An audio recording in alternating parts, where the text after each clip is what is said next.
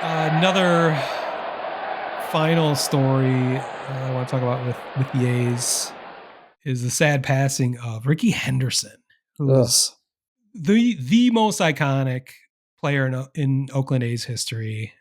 I mean, I'd say arguably, but I don't even think it's arguable. You could say Reggie Jackson maybe, but uh, the best player they've ever had. My favorite player, certainly my favorite A's player, maybe my favorite baseball player of all time. Just the most exciting player throughout his career.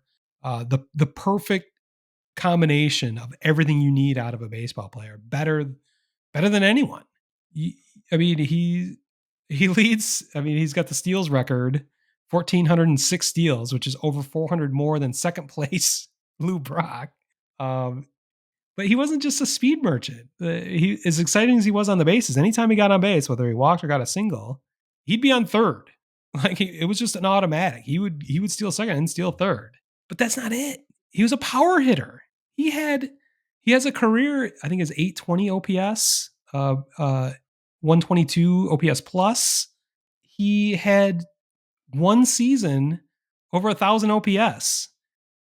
He had two seasons 1985 and 1990. 1990, he was the uh, MVP, but he led the league in steals and had an OPS over 1,000.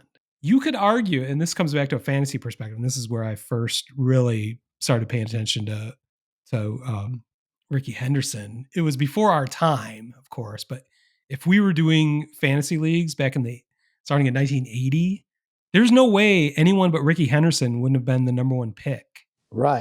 from basically 1980 through 1993 because Yes. he would have led the league in steals and still gotten you 20, 25 home runs. His OPS was right up there every single year, not just getting steals. And that's such a conundrum for fantasy owners these days because you pay for steals, but you get no power production, which that was not the case with Rickey Henderson. You could argue he not only was he the greatest fantasy player, baseball player of all time, he's probably the best leadoff hitter of all time, easily, with a combination of power and speed. So he passed away. Really, I don't know if it was unexpected. I didn't know he was sick. I hadn't heard anything about it. It was just all of a sudden he was gone, and I made a graphic for that too. It was just too fast.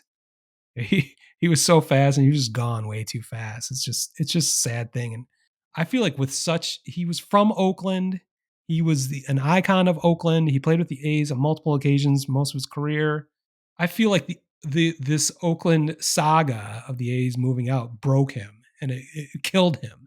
I'm going to blame John Fisher, David Cavall, and everyone for moving the Oakland A's out of Oakland for the death of Rickey Henderson. I'm going to say the premature death of Rickey Henderson.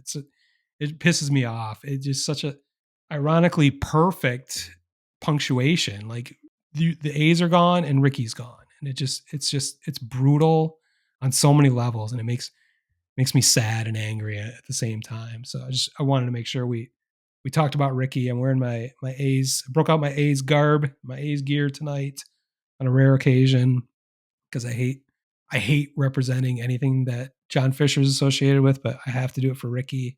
We're gonna miss you. He's the greatest. He said it himself.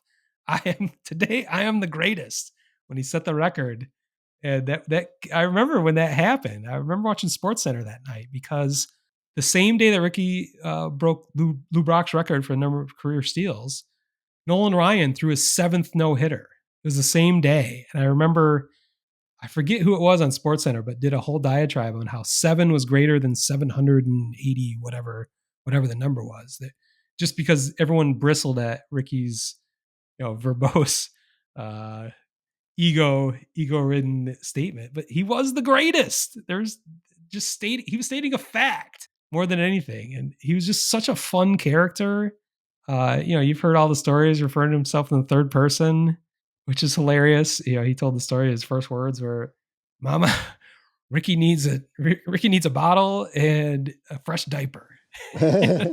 just fun stuff like that. He framed his first $1 million check from the A's. He didn't cash it.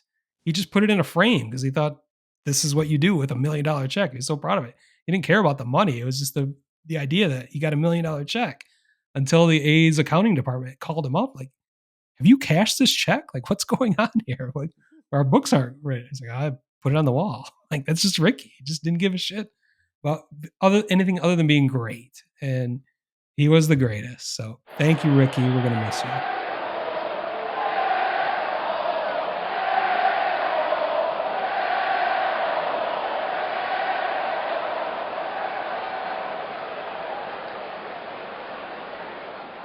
Word Hole Media.